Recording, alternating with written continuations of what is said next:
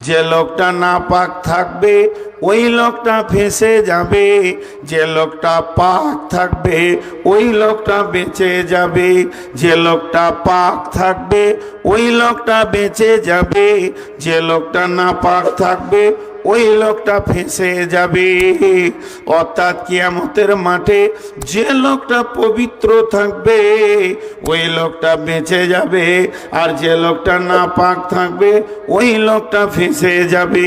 তাহলে সাবান দিয়ে গোসল করে নিলাম, ছেলে মেয়েকে বলে দিব বাবারে যেদিন আমি মারা যাব ভালো করে আমাকে পাক করিয়ে দিও বাবা, যেন গায়ে না ময়লা থাকে। আমার আল্লাহ বলেছেন قد أفلح من زكاها وقد خاب من دساها। পবিত্র ব্যক্তি বেঁচে যাবে আর নাপাক ব্যক্তি ফেঁসে যাবে। ওর ব্যাখ্যা বুঝেছে ওই সাবান দিয়ে ধুতে হবে, কিন্তু আমার আল্লাহ বলেছেন না, আমি এ কথা বলছি না। পৃথিবীতে যে হারাম খাবে না, হারাম লাইনে চলবে না, নেগেটিভ কোনো কাজ করবে না, শিরক বিদআত করবে না, অর্থাৎ জীবনটাকে যে পাক রাখতে পারবে গুনাহ থেকে ও বেঁচে যাবে। আর যার গায়ে গুনাহের ময়লা লেগে যাবে ওই লোকটা ফেঁসে যাবে। তেমনি কোরআনকে সঙ্গে নিয়ে যেতে বলেছেন, তার মানে এই কাগজের কোরআন নয়, ছাপা কোরআন নয়, আমার মাথা থেকে পা পর্যন্ত কোরআন আমলের ময়দানে থাকবে। আমার চোখের ব্যাপারে আল্লাহ বলেছেন কুল্লিল মুমিনুনা ইয়াগুযুনা মিন আবসারিহিম, মেয়েদেরকে বলেছেন কুল্লিল মুমিনাতি ইয়াগুযুনা মিন আবসারিহিন্না। হে পৃথিবীর মহিলারা তোমরা নজরকে নিচে করে চলো, পুরুষেরাও তোমরা নজরকে নিচে করে চলো। আল্লাহ তাবারাক ওয়া তাআলা চোখের ব্যাপারে দিয়েছেন, এটাকে মেনে চলতে হবে। সব জিনিস শোনা যাবে না, গান বাজনা শোনা যাবে না, কানকে তা থেকে হেফাজত করতে হবে।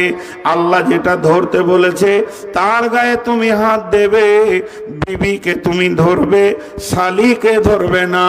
অতএব হাতের আমল তোমাকে কোরআনের উপরে করতে হবে। ওয়ালা তাকরাবুল ফাওয়াহিশা মা জাহারা মিনহা ওয়া মা বাতান, যেখানে গোপনে প্রকাশ্যে গুনার কাজ চলছে ওই জায়গায় তোমার পা যাবে না, ওই জায়গায় তুমি দাঁড়াবে না, তাহলে ওই জায়গাকে পা থেকে হেফাজত করতে হবে। আল্লাহ তাবারাক ওয়া তাআলা বলেছেন খবরদার মদ পান করিও না, মদ থেকে জীবকে হেফাজত করতে হবে। তার মানে আমার গোটা বডিটা যেন ওয়াইজা কুলতুম ফাদিলু ওয়ালাউ কানা যা কুরবা, যখন তুমি কথা বলবে তো ইনসাফের কথা বলবে, যদিও তোমার নিকট আত্মীয় হয়। তার মানে আমার চোখ, আমার কান, আমার জিভ, আমার দিল, আমার মাথা, আমার হাত, আমার পা যেন কোরআনের দলিলের বাইরে চলবে না। এই লোকটা যেদিন কবরে যাবে সঙ্গে করে কোরআনকে নিয়ে গেল, হাসরে গেল সঙ্গে করে কোরআনকে নিয়ে গেল, আর পুলসেরাতে গেল তো সঙ্গে কোরআন থেকে গেল। এই লোকটা বলবে আল্লাহ জান্নাত আমার, যেহেতু আমি দলিল সঙ্গে এনেছি।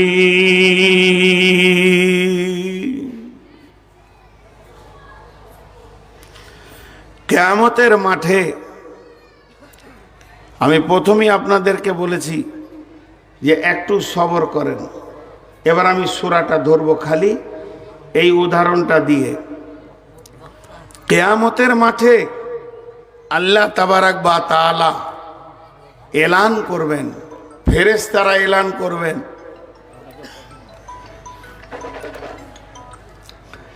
বিভিন্ন রকম এলান চলবে। তার মধ্যে একটা এলান কি, ওয়াউজিয়াল কিতাব, আল্লাহ বলবেন তোমাদের আমলনামা রেডি হয়ে গেছে। ওয়াজিয়া বিন নবীন, তোমরা নবীকে সঙ্গে করে নিয়ে এসো। ওয়া কুজিয়া বাইনাহুম বিল হাক্কি, আমি বাদী বিবাদীর মধ্যে হক বিচার করব। ওয়াহুম লা ইউজলামুন, আমি কারো উপরে জুলুম করব না। দুটি জিনিস আনতে বললেন আল্লাহ বিচারের আগে। একটা হচ্ছে তুমি যে নবীর উম্মত সেই নবীকে সাথে আনো, আর তুমি যে আমল করেছো তার সাক্ষী আনো।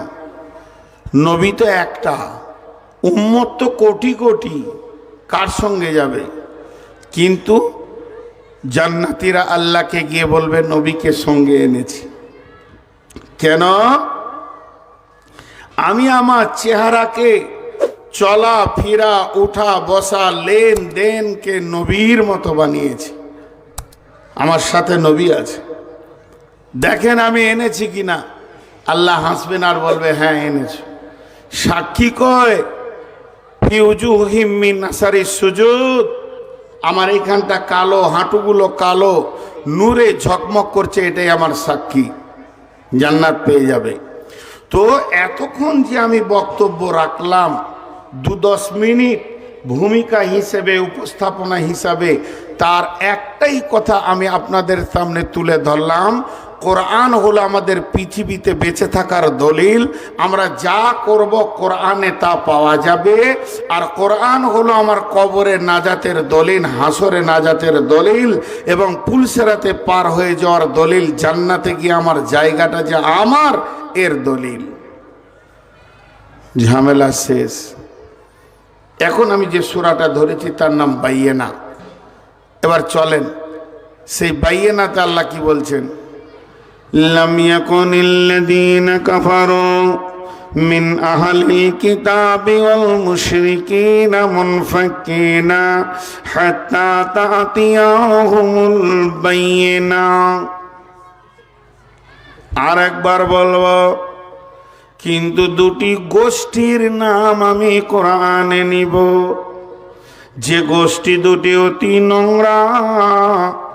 পৃথিবীর বুকে এত নোংরা গোষ্ঠী পূর্বেও আসে নাই, পূর্বেও ছিল, এখনো আছে, এবং পরবর্তীকালেও থাকবে।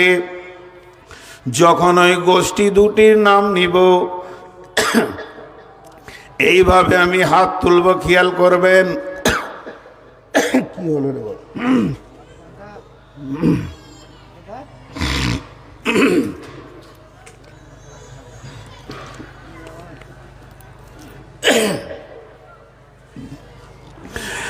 লাম ইয়াকুনিল্লাযীনা কাফারু কাফারু কাফারু কাফারু, একটা গোষ্ঠীর নাম বললাম। লাম ইয়াকুনিল্লাযীনা কাফারু মিন আহলিল কিতাবি ওয়াল মুশরিকিনা মুশরিকিনা মুশরিকিনা মুনফাক্কিনা হাত্তা তা'তিয়াহুমুল বাইয়িনা। একটা গোষ্ঠীর নাম কাফের, আর একটা গোষ্ঠীর নাম হলো মুশরিক।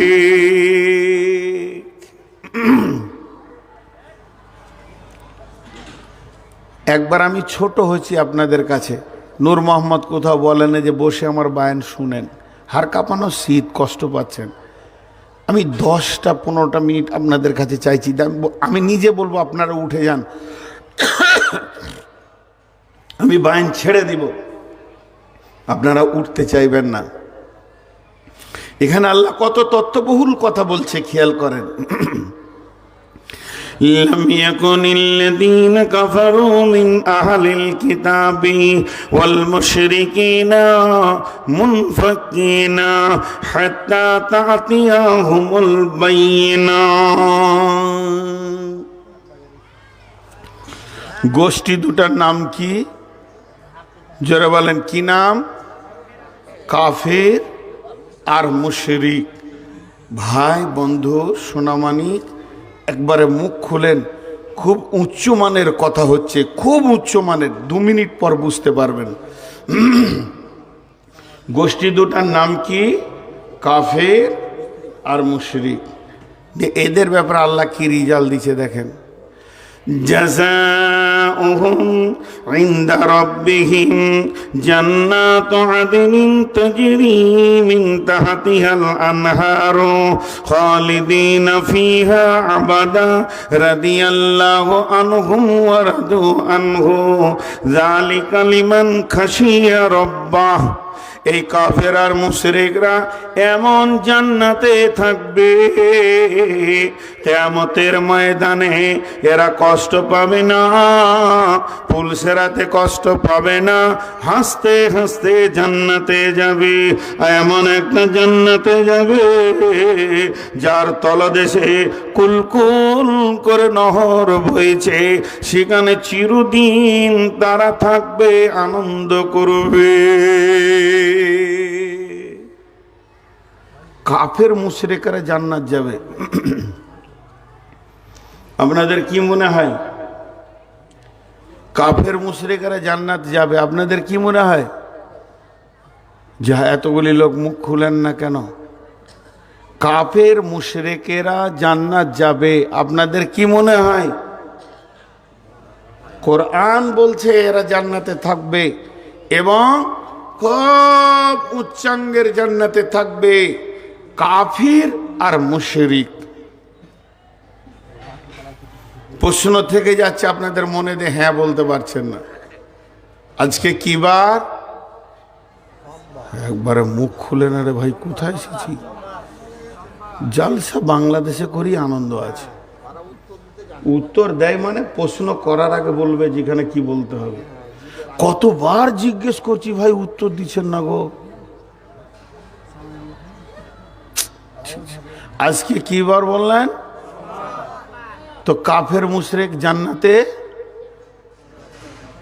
যাবে বলেন, না হলে না বলেন। কাফের মুশরিক জান্নাতে যাবে না, কোরআন বলছে যাবে। এর নাম দলিল। কোরআন বলছে দলিল। এখানে আপনি কি করবেন? কোরআনের ভাষাটা শোনেন।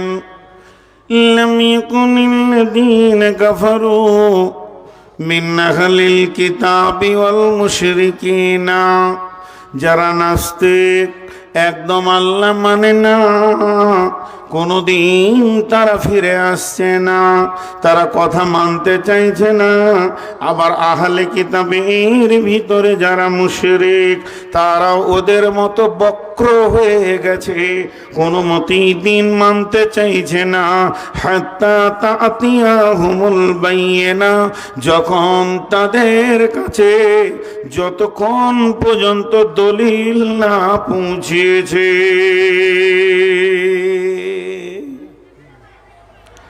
দলিল যতক্ষণ না পৌঁছিয়েছে, যখন তাদের কাছে দলিল পৌঁছে গেছে, তখন তারা নত স্বীকার করে মেনে নিয়েছে। জি, তারা দলিলকে গ্রহণ করেছে। রাসূলুম মিনাল্লাহি ইয়াতুলু সুহুফাম মুতাহহারা, চলেন সেই কাফেরগুলোকে খুঁজে বের করি, যে কাফেরগুলো জান্নাতে যাবে, মুশরিকেরা যাবে।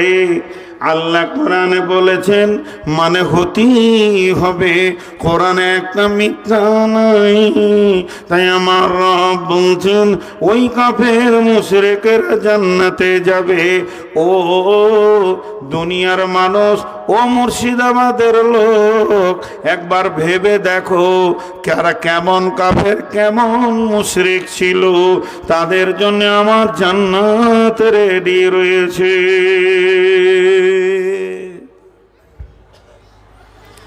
এই কথাটা এই পর্যন্ত চাপা রাখেন। আপনাদের ভিতরে একটা কৌতূহল দিয়ে দিলাম, কাফের মুশরিকরা জান্নাতে যাবে, এই কথাটা এই পর্যন্তই রেখে দেন। স্টপ, বায়ান এখানেই শেষ। আর একটা আয়াত পড়েছে, আল্লাহ বলছেন, ওয়াইযা কিলা লাহুম আমিনু কামা আমানান নাস, ওয়াইযা কিলা লাহুম আমিনু কামা আমানান নাস, তাদেরকে যখন বলা হতো ঈমান আনো, ওই লোকেদের মতো ঈমান, ওদের মতো ঈমান চাইছি, গোলতাললা ঈমান চাইনি, ওদের মতো ঈমান তোমরাও নিয়ে এসো। কেমন লাগছে না কথাটা? জি, মডেল মডেল সবাই পৃথিবীতে মডেল হতে পারে না। এই গোটা পশ্চিমবঙ্গে মাধ্যমিক পরীক্ষা হয়েছে গত বছর, ওই পরীক্ষাতে গোটা ইন্ডিয়ার একটা ছেলে চ্যাম্পিয়ন হয়েছে। ইন্ডিয়াতে এত দামি রেজাল্ট আর কেউ করতে পারেনি, তা ও মডেল হয়ে গেছে। কেমন মডেল হয়েছে? এই চাওয়ালা ও সামনে এলো কানে, আরে আজীব ব্যাপার, আমি লোক বসাতে পারছি না, ও চাওয়ালা সামনে এলো তো ওখানে আবার 10টা লোক দাঁড়াবে। ওকে কে বললো ওখানে চা আনতে? কে ওকে হুকুম দিল এখানে চা নিয়ে এসো? আমার দিকে তাকান, সেই ছেলেটার নাম হচ্ছে শফিকুল। উদাহরণটা মন দিয়ে শোনেন। সারা পৃথিবীতে ফেসবুকে তার ছবি আর তার নামে ছড়াছড়ি চলছে, অল ইন্ডিয়ার চ্যাম্পিয়ন ছেলে। তখন পৃথিবীর লোক কোণে কোণে, বাংলাদেশে, পাকিস্তানে ছেলেকে পড়াচ্ছে বাপ, এই পড়াশোনা কর, পড়বি তো শফিকের মতো পড়। মানে ও মডেল হয়ে গেছে। আপনি আপনার ছোট ভাইকে বকছেন, এই খালি ঘুরে ঘুরে বেড়াই, পড়াশোনা কর, পড়াশোনা করবি তো শফিকের মতো পড়। তার মানে শফিক মডেল হয়ে গেছে। শফিক প্রত্যেকটি গার্জেনের হৃদয়কে ঠান্ডা করে দিয়েছে। তাই তারা নিজের ছেলেকে বকতে গিয়ে ওই শফিককেই তুলনা করছে। তাহলে এটা তো গার্জেনের কথা বললাম, স্বয়ং আল্লাহ বলছেন, তোরা যদি ঈমান আনবি তাহলে ওই লোকেদের মতো আন। এবার দেখেন কথাটা ধ্যান দিয়ে খেয়াল করেন, এটা মানুষের কথা নয়,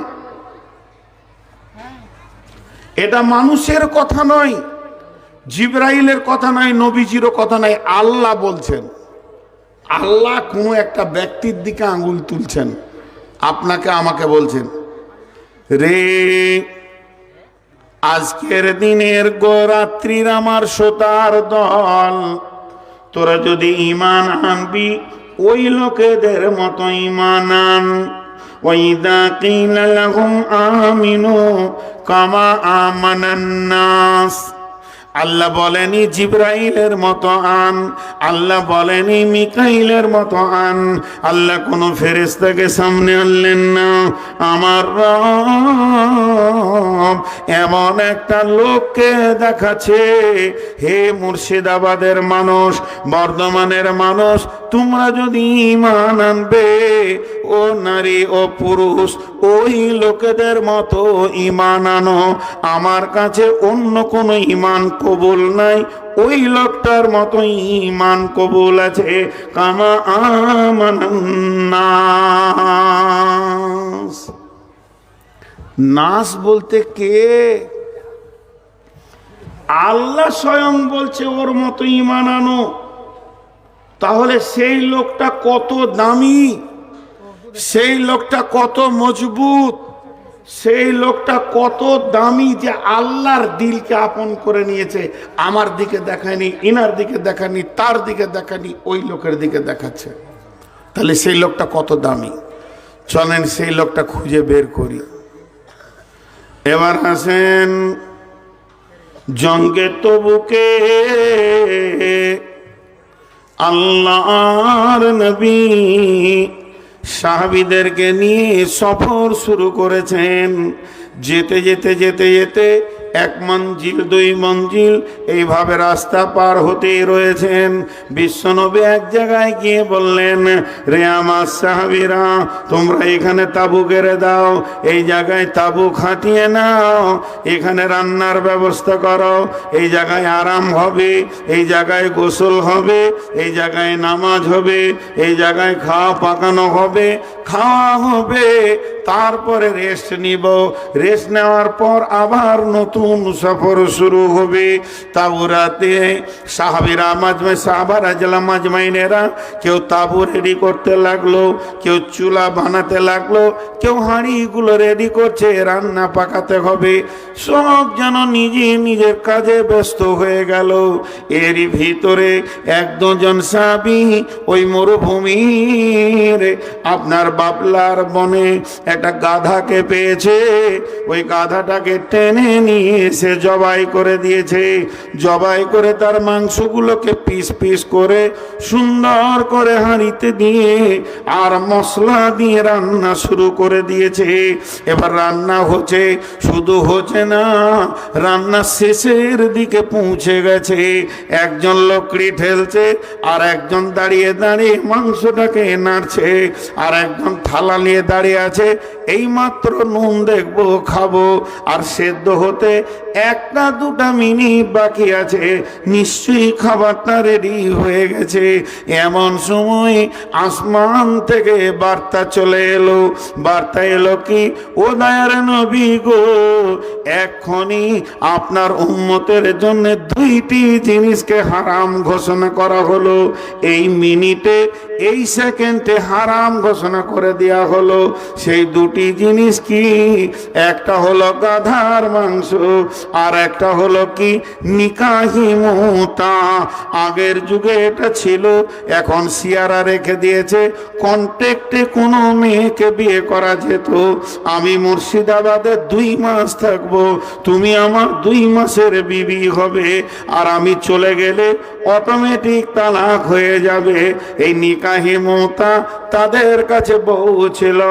এবং যখনই বার্তাটা পৌঁছে গেল, বিশ্বনবী বললেন, রে আমার সাহাবী, এটা তুমি সমস্ত সাহাবীদেরকে শুনিয়ে দাও। একজনকে ডেকে বললেন, আর এটা সফরে আয়াত নাজিল হলো। এবং বন্ধুরে, ওই সফরের ভিতরে একজন এলান করতে লাগলো, লোক সকল তোমরা কান করে শোনো, এই মাত্র আসমান থেকে 2টা জিনিসকে হারাম করা হয়েছে। কন্ট্যাক্টে বিবি যার যার কাছে আছে তাদের বাপ ভাইয়ের কাছে পৌঁছে দাও, আর না হয় তাকে মহারানা দিয়ে চিরসঙ্গিনী বানিয়ে নাও। কন্ট্যাক্টে বিবি বানানো যাবে না, ওটা আজকে রাত্রিতে আজকে এক্ষুনি হারাম করা হলো। আর একটা গাদার মাংসকে হারাম করা হলো। এটা মুসলমানের জন্য, এটা উম্মত মুহাম্মদের জন্য হালাল নয়, এটাকে হারাম ঘোষণা করা হলো।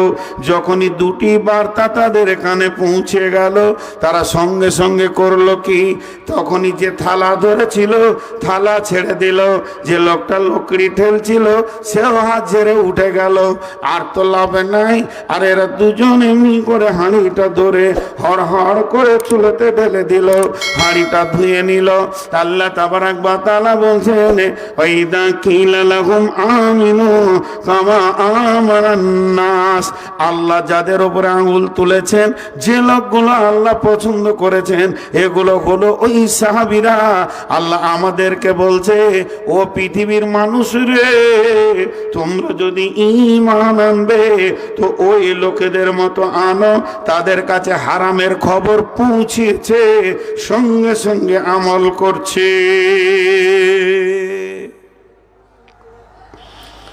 সুদ হারাম কখন জেনেছি? চলছে। নামাজ পড়তে হবে ফরজ, কখন জেনেছি? পড়ি না। হ্যাঁ, পর্দা করতেই হবে ফরজে আইন, কখন জেনেছি? পর্দা করি না। তাহলে সাহাবীদের সাথে আমাদের কত পার্থক্য দেখেন। শুনেছে, সঙ্গে সঙ্গে ইতাআত করেছে। তিনারা বলেছেন, সামি'না ওয়া আতানা, শোনা মেনে, ইতাআত কিয়া মেনে। যখনই শুনেছি তখনই আমলে পরিণত করেছি। তা আল্লাহ বলছে, ঈমান আনবি তো ওদের মতো আন। ঈমান আনবি, ওদের মতো আন।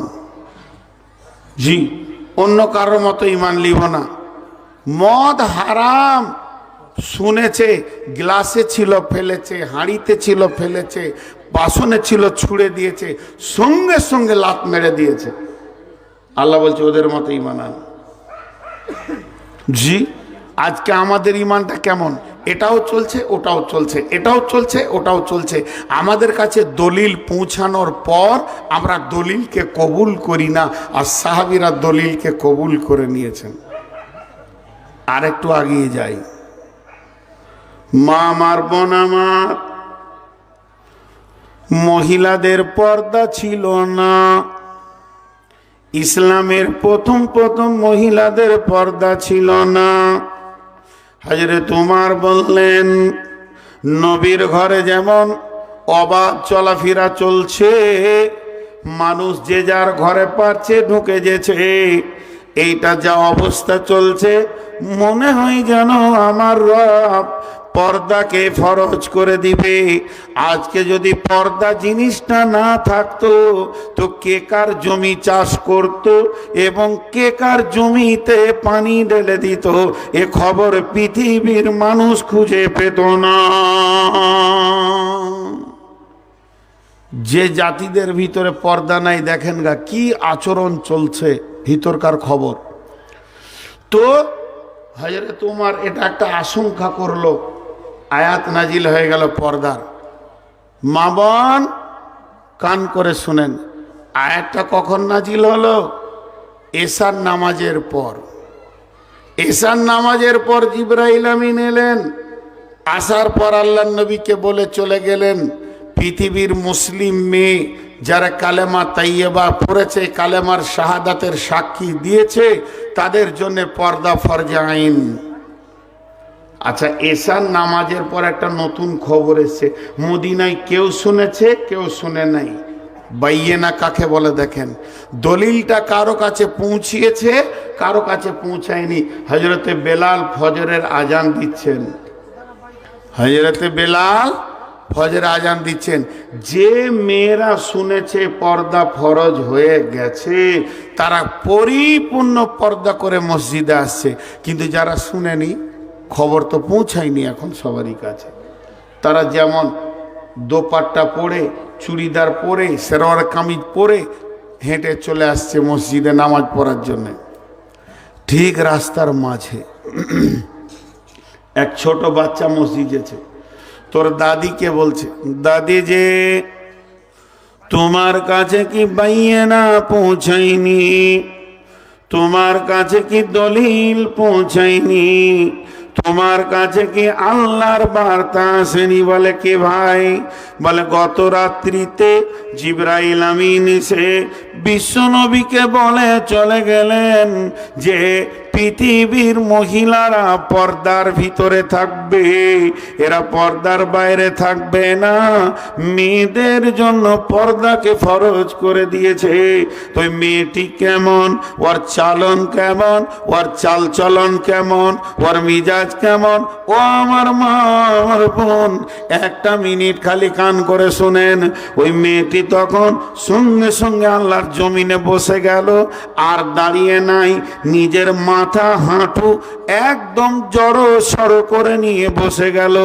আর ওই ছেলেকে বলছে, ভাইয়া তুমি আমার বাড়িতে যাও, দেখো গা অমুক জায়গায় একটা বড় চাদর আছে, সেটা আমাকে এনে দাও, ওই চাদরটা উড়ে আমি যাব।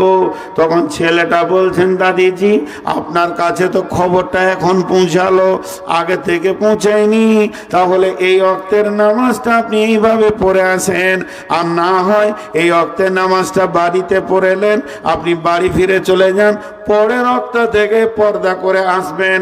তখন ওই বুড়ি বলছেন, ভাইয়া রে, আল্লাহর হুকুম পাইয়ে না, দলিল আমার কানে পড়ে গেছে, আর আমি যখন শুনে নিয়েছি আল্লাহর এই জমিনে, আল্লাহর এই মাটিতে আমি একটা পার বেপর্দা হাঁটব না, আমি দলিলকে মেনে নিব, দলিলকে গ্রহণ করে নিব, দলিলকে নিজের জীবনে লাগিয়ে নিব।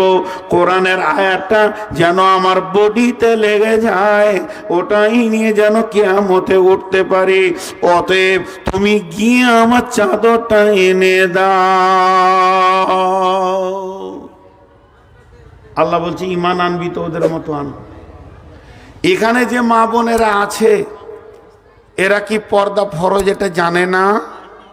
এরা কি বুঝে না? আজকে কি প্রথম শুনছে? এর আগে এদের কি জানা ছিল না? এর আগে কি কোনো আলেম বলেনি যে পর্দা হচ্ছে ফরজ? বাইয়েনা গ্রহণ করতে রাজি লয়। এবার আপনি আমি বলি, বিচারটা আল্লাহর হাতে দিচ্ছি না, এখন ছেড়ে দেন, কিয়ামতে বিচার তো আল্লাহই করবে। এখন আপনি আমি বলি, এই মেয়েগুলো কি মুসলিম না নন মুসলিম? মুসলিম কি করে হলো? কোরআন মানলো না। কোরআনকে প্রকাশ্য মানছে না, তাহলে এদেরকে কি বিচারে ফেলবেন? আমি নন মুসলিমও বলছি না, কালেমা শাহাদাতের সাক্ষী দিচ্ছে, তাহলে এরা কোন গ্রুপে পড়বে তাল পেছি না। এদের গ্রুপটা খুঁজে পেছি না। কালেমা শাহাদাতের সাক্ষী দিচ্ছে, আল্লাহকে আল্লাহ বলছে, রসুলকে রসুল বলছে, দিনকে ইসলাম বলছে, আর কিছু মানছে না। তাহলে এরা কোথা গেল? এর নাম বাইয়ানালাই। মা বোন, আর একটা ঘটনা শোনাই। খালি দলিল কাকে বলে দেখেন, আল্লাহ কি এমনি বলেছেন যে তোরা ঈমান আনবি তো ওই লোকেদের মতো আন? সেই লোকগুলি কে? ওই লোকগুলিকে খুঁজে বের করা হচ্ছে এখন। আবু জাহেল নামটা শুনি মনে হচ্ছে যেন একটা বিরাট দামি লোক। আবু জাহেলের বেটার নাম হচ্ছে একরামা। একরামা বিন আবু জাহেল, সে বাপের যোগ্য বেটা। বাপের যোগ্য বেটা বলতে কি বুঝেন? মানে আবু জাহেল যত খবিস, তার 1.5 খবিস ওর বেটাটা। তার মানে বাপের যোগ্য বেটা, ইসলামের প্রকাশ্য শত্রু। তো আবু জাহেলের বেটার স্ত্রীর নাম উম্মে হাকিম। আসলে ওর নাম উম্মে হাকিম নয়, নাম অন্য আছে। হাকিমের মা, ওর বেটার নাম হাকিম, ওই জন্য ওকে হাকিমের মা বলে ডাকে। বেশ কিছু মেয়েদের নাম বিলুপ্ত হয়ে যায় বিয়ের পর, নাম কুলসুমা, কিন্তু ওর ছেলে পিলে হয়ে গেছে, একটা নাম রেখেছে জহির। তো জহিরের মা, জহিরের মা, বোনও বলছে জহিরের মা, ভাইও বলছে জহিরের মা, বাপও বলছে জহিরের মা। কোথায় গেল রে? মানে ওর আসল নামটা হারিয়ে গিয়ে এখন জহিরের মা হয়ে গেল। ঠিক ওই রকম উম্মে হাকিম, ওর বেটার নাম ছিল হাকিম, তো হাকিমের মা। তা আবু জাহেলের এটা কে হলো? মেয়েটা বৌমা, ওর বেটার স্ত্রী এই মেয়েটি। শুনেন ঘটনা। যেদিন মক্কা বিজয়ী হলো, বিশ্বনবী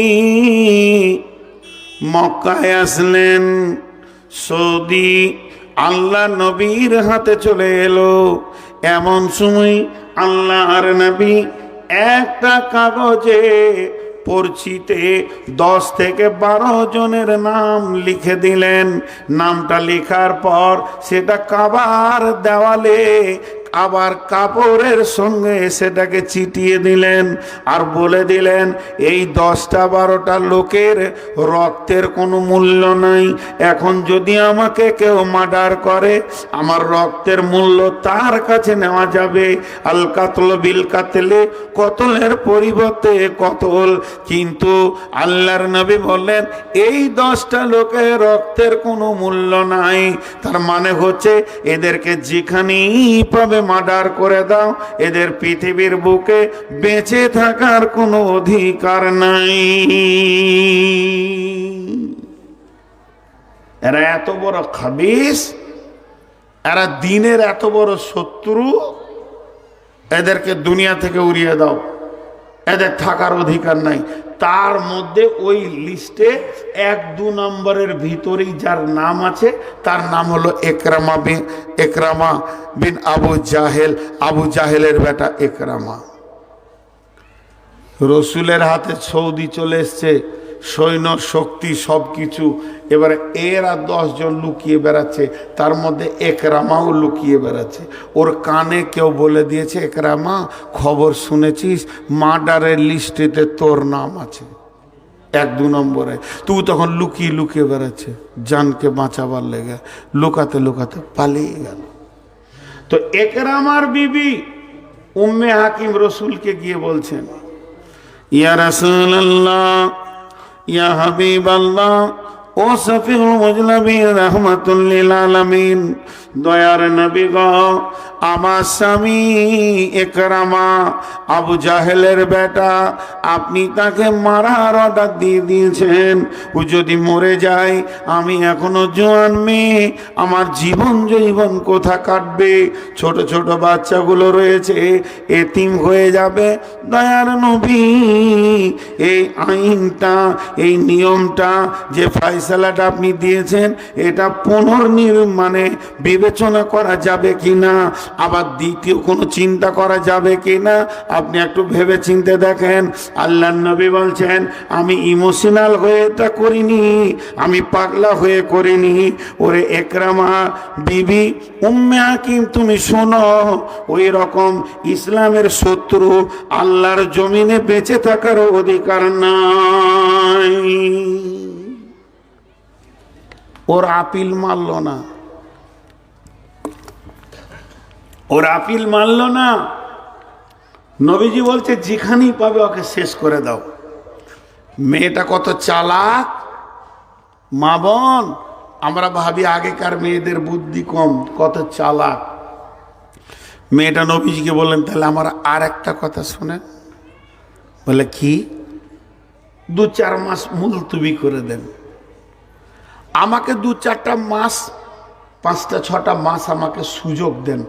আপনি সাহাবীদেরকে বলে দেন, এলান করে দেন, যেন 5-6 মাস ওকে না মারে, দেখি কি করা যায়। রাসূলুল্লাহ সাল্লাল্লাহু আলাইহি ওয়াসাল্লাম বলেন, হ্যাঁ এটা মানা যেতে পারে, যাও আমি এলান করে দিব, কিছুদিনের জন্য ওর মুলতুবি থাকবে। এই কথাটা যখনই বলে দিল, ও বের হয়ে গেল স্বামীর খোঁজে। আজকের যুগের মোবাইল নয় যে কোথা আছে পেয়ে যাব, শহরে শহরে একরামা একরামা স্বামীকে খুঁজে বেড়াচ্ছে। খুঁজতে খুঁজতে খুঁজতে খুঁজতে শামে চলে গেছে। আরবের মক্কার লোকেরা শামে বেশি জোয়াশা করতো, বেশিরভাগ তাদের আড্ডা ওখানে হতো, তাই চলে গেল। তো মার্কেটে চিল্লাইছে একরামা, তখন ওর কাছে ভিড় লাগিয়েছে। কি হলো জি? ওই মেয়ে ছেলে, তুমি চিল্লাইছো কেন? বলে আমার স্বামীকে খুঁজছি, ওর নাম একরামা। তোমাদের এই শহরে কোনো বাইরের লোক আছে? মক্কা মদিনার লোক আছে? তো লোকগুলো বলছে একটা বাইরের লোক আছে, এই গলির ভিতরে চলে যাও, ওই দোকানে কাজ করছে, দেখো গা তো ওটা তোমার কেউ আছে নাকি। চলে গেল মেয়েটা, ঠিক দোকানে গিয়ে দেখছে হ্যাঁ স্বামী কাজ করছে। স্বামীকে গিয়ে বলছে, স্বামী আমার, চলো ফিরে যাই নিজের দেশে। স্বামী বলছে, বিবি রে, স্বামী আছি তো বেঁচে আছি, মক্কায় গেলে জীবনে শেষ হয়ে যাব, আর বেঁচে থাকবো না। বিবি বলছে, স্বামী রে, তোমাকে বাঁচানোর জন্য আমার জান পেরেশান লেগে আছে, অতএব চলো ফিরে যাই। আমি নবীজির কাছে মুলতুবি চেয়ে নিয়েছি, তুমি আমি ফিরে যাব, তারপরে যা ঘটবে চলো। ঠিকই বলছিস তো? বলে হ্যাঁ। চলো। হাঁটতে শুরু করলো ওরা মক্কার দিকে। হাঁটতে হাঁটতে হাঁটতে হাঁটতে সূর্য উঠলো, সূর্য ডুবে গেছে। তখন একরামার বিবিকে বলছে, স্বামী স্ত্রী আর কেউ নাই, বিবি, বিবি রে, ক্লান্ত হয়ে গেছি, এই গাছের নিচে চাদরটা বিছাতো, একটু শুভ। তো 2টা চাদর আছে, একটা চাদরকে বিছিয়ে দিয়ে আর একটা চাদরকে বিছাইছে 2 হাতের দূরে। তখন একরামা বলছে, বিবি রে, স্বামী স্ত্রী শুবে, তারা আরাম করবে, এর জন্য কি বিছানা দূরে হয় না, এর জন্য বিছানা কাছে কাছে হবে। কতদিন তোমাকে ছেড়ে থেকেছে, কত মনের কথা, কত কৌতূহল, কত ভয়ে ভয়ে জীবন কাটাচ্ছি বিবি রে। তোমার কাছে কত জানার আছে মক্কার কথা, তুমি আমার কাছে কত কি জানবে, কেমন করে দিনগুলি পার হয়েছে। বিবি রে, 2 জন পাশে পাশে থাকবো, কত আলাপ হবে, কত আলোচনা হবে, কত প্রেম প্রীতির আলাপ হবে। ও মা আমার, বোন আমার, মেয়েটি কেমন, মেয়েটি কেমন, মেয়েটি কত বড় ইমানদার।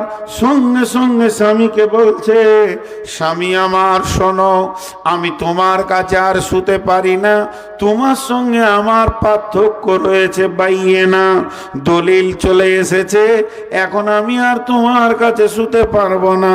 তার কারণ হচ্ছে বিশ্বনবী নবী মক্কায় এসেছেন, আমি বায়াত হয়ে গেছি, আমি কালেমা পড়ে নিয়েছি, আমি কালেমা শাহাদাতের সাক্ষী দিয়েছি। এখন আর আমি মুশরিকা নাই, এখন আর আমি কাফেরা নাই, এখন আমি মুমিনা মেয়ে হয়ে গেছি, আল্লাহ ওয়ালি হয়ে গেছি। আর একটা মুমিন মেয়ে কাফের ছেলের সঙ্গে মিশতে পারে না। বিবিরে তুমি, স্বামীরে তুমি আর কোনো চিন্তা করো না, চলো দুজনেই মক্কায় যাই। মক্কায় গিয়ে তুমি রসুলের কাছে জীবনের তওবা করবে, নতুন করে কালেমা পড়বে, নতুন কালেমা হয়ে যাবে, তোমাতে আমাতে আবার নতুন বাসর ঘর সাজিয়ে নিব, তার তো কোনো চিন্তা নাই। এখন এক জায়গা যাওয়া যাবে না, এখানে মধ্যখানে দলিল কাজ করছে, বাইয়ে না। কেমন মেয়ে এখানে আসলো, মক্কায় পৌঁছিয়ে কালেমা পড়লো, রসুলের হাতে হাত দিয়ে বায়েত হলো, সেই ইকরামা আবার হাদিস বর্ণনা করেছেন। কেমন মেয়ে, তারা দলিলকে কিভাবে মেনেছে।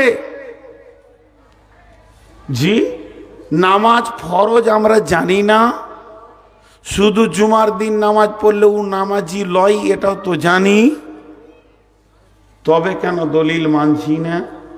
আমরা নাজাত পাবো? আল্লাহ বলছে ওদের মতো হ। বিশ্বনবী এই দলিল দিয়ে ইসলাম নামে জিনিসটা তৈরি করেছেন। আমি একটা উদাহরণ দিব আপনাদেরকে, যে এই রাস্তায় মোটরসাইকেল আপনি যাচ্ছেন ঔরঙ্গাবাদ, যখনই আপনি ব্যাংডুবি ঔরঙ্গাবাদ যাচ্ছেন আর মার্কেটের ভিতরে গাড়িটা যাচ্ছে, বড় বড় ফার্নিচার্সের দোকান আছে, আপনি আর আপনার দোলা ভাই দুজনেই যাচ্ছেন, ঘুরছেন, খালি ভাগ্নির বিয়ে হবে, একটা খাট দরকার, তো সুন্দর একটা ফার্নিচারের দোকানে গিয়ে দেখছেন কি সুন্দর কাঠের ফার্নিচার, ফুলগুলো মনে হচ্ছে জীবিত ফুল, লতা পাতাগুলো মনে হচ্ছে জীবিত, এত সুন্দর করে মিস্ত্রি বানিয়েছেন। তো আপনি তখন দাঁড়িয়ে দাঁড়িয়ে খাটের প্রশংসা করছেন, খাট বটে, দারুণ দারুণ, এ খাট, এটাই আমার পছন্দ, দাম যা লাগে আমি খাটটা কিনবো। মিস্ত্রি তখন মুচকে মুচকে হাসছে, বলবি তো যে খাট ভালো, কিন্তু ওটা আসলে কি খাট? পরে হিসাবটা দেখেছো কি করে খাট হলো, তোমার পছন্দ কি করে হলো? ইতিহাসে চলো, ওটা এখন খাট, 1 মাস আগে ছিল কাঠ, তার 1 মাস 2 মাস আগে ছিল গাছ, এখন খাট, তার আগে ছিল কাঠ, তার আগে ছিল গাছ। ওই দিক থেকে আসেন, প্রথমে গাছ, তারপরে কাঠ, তারপরে খাট। এসি ঘরে গাছও ঢুকায় না কেউ, এসি ঘরে গাছকে কেউ ঢুকায় না, কাঠও কেউ ঢুকায় না, কিন্তু ঢুকায় কাকে? খাটকে। তো খাট হয় কখন? একটা মিস্ত্রিকে সঙ্গে করে নিয়ে গেছে, মিস্ত্রি গিয়ে নদীর ধারে পেচ্ছাপ পায়খানা নোংরা বাঁশ গাছের ঝোড়ের ও ভিতর দিয়ে সেগুনের গাছটা দাঁড়িয়ে আছে, তো মিস্ত্রি এমনি করে দেখছে, দেখছে তোর মগজে কতগুলা জিনিস এলো, কররটা কোথা মারবো, কোন সোজা করে ওকে ফালি করব, তারপরে কত নম্বর কাঠ বের করব, কত কত সাইজ বের করব। আপনি আমি দেখছি গাছ, আর মিস্ত্রি দেখছে খাট। কথা ঠিক না ভুল?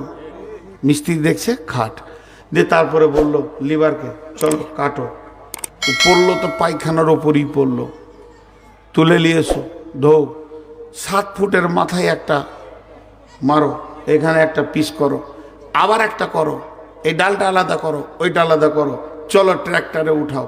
কাঠ মিলে গিয়ে মিস্ত্রি দাঁড়িয়ে আছে, মিলওয়ালারা বলছে কি করো, বলছে এটা 3-4 সাইজ করো, ওটা 3-2 সাইজ করো, এটা 2-2 সাইজ করো, এটা 1-2 সাইজ করো, এটা 4-5 সাইজ করো। সাইজ চলছে, মিস্ত্রির মগজে খাট দেখতে পেয়েছে। তারপরে সে কাঠগুলোকে নিয়ে মিস্ত্রি বসলো, চালাইছে বাটালি হাতুড়ি, যখন যেটা চাইছে কাঠ ওর কাছ থেকে ঠিক চেয়ে নেবে। কাঠ বলছে মিস্ত্রিকে এখন বাটালি দে, এখন হাতুড়ি মার, এখন রেঁদা মার, এখন করত মার, এখন রেঁদা দে, এখন বিট মার। তাই চালিয়ে যাচ্ছে, চালাতে চালাতে চালাতে চালাতে প্রথমে দিল 6 নম্বর, 8 নম্বর, তারপর 12 নম্বর, এই করতে করতে 0 নম্বরের যখন আপনার সিরিজ কাগজ দিয়ে মেজে দিয়ে বার্নিশ পালিশ করে ওপরে যখন বার্নিশ মেরে দিল তো চকচক করছে। এবার